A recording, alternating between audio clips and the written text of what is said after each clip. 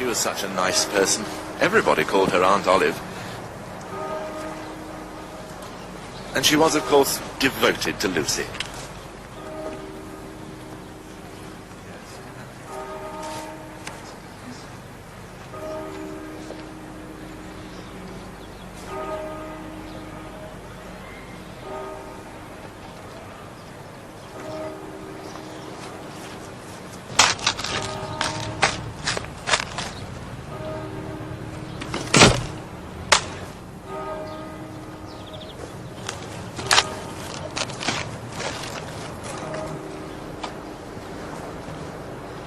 Come along, Lucy, it's time.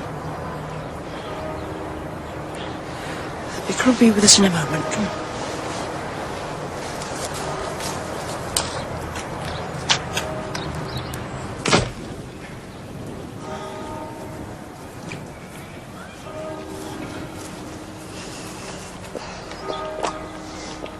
Now, I hope you're going to be very brave, Lucy, and sensible. Sensible about what?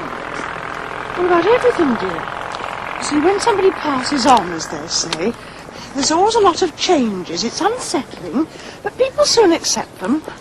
What sort of changes? I think we should look on the bright side, Lucy. Now, where is the vicar? I've got a tax avoidance meeting at 15:30. Now, I think you should regard your aunt's death not as an end, but as a beginning, a chance to start a new life. But I don't want to start a new life. Now, Lucy, you said that you were going to be brave. No, you said that I was going to be brave. I'm afraid you have no choice. You see, there's very little money. But it's not the money that matters. Unfortunately, it matters a great deal. Well, you've always said I was so clever with money. My dear child, money has to be looked after. 17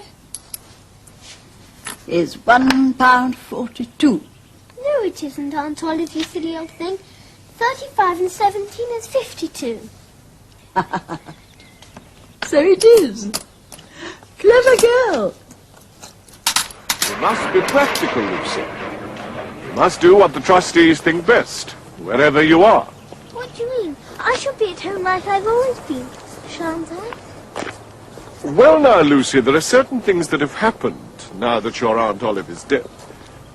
Now that she's no longer with us. Ah, here comes the vicar. Come along, Mrs. Belling. Come along.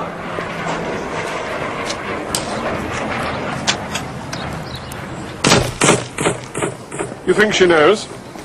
Perhaps. She's a very bright child, our Lucy. You haven't said anything, have you? Of course not. You told me not to. Though I must say, Mr. Peel, that I'm not at all happy about it. Lying to her. Dear me, Mrs. Belling, we really mustn't use such emotive language. What we're doing is in the child's best interest, you know. I don't think you quite realise, Mr. Peel, how sensitive she is. And I don't think Lucy's going to look at it in quite that way. Yes, Lucy. I think Mr. Peel is trying not to tell me something. How do you mean, Lucy? I don't know exactly. Well, I'll tell you what, as soon as we get to the car, we'll ask him straight out. Perhaps the vicar's told her. I hope he has. She's got to know sometime, otherwise she's in for a very nasty shock. I think I'll ask the vicar to tell her now. Oh, no, please, Mr. Peel, now be careful.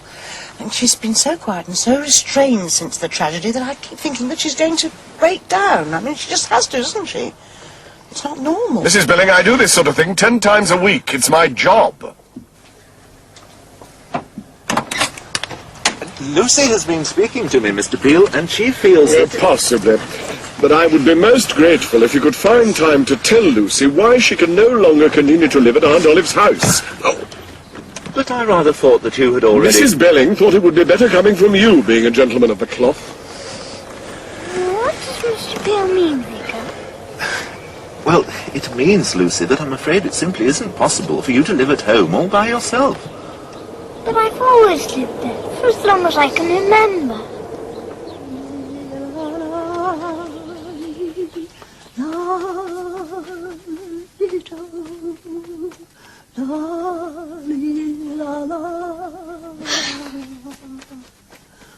Oh, well, Lucy, you must always take care of your house.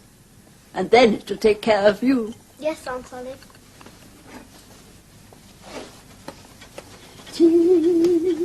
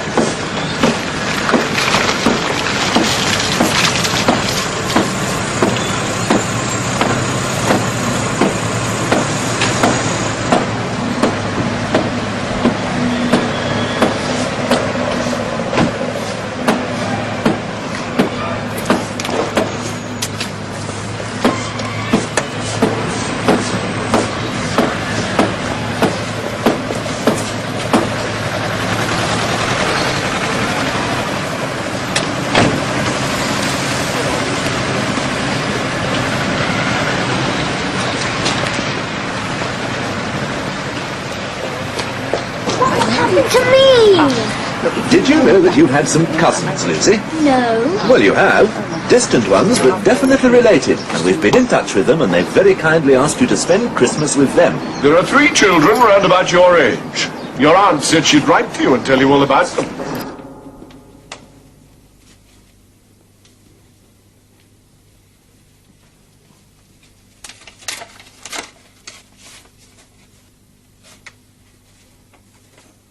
Our very dear Lucy, we're so looking forward to meeting you.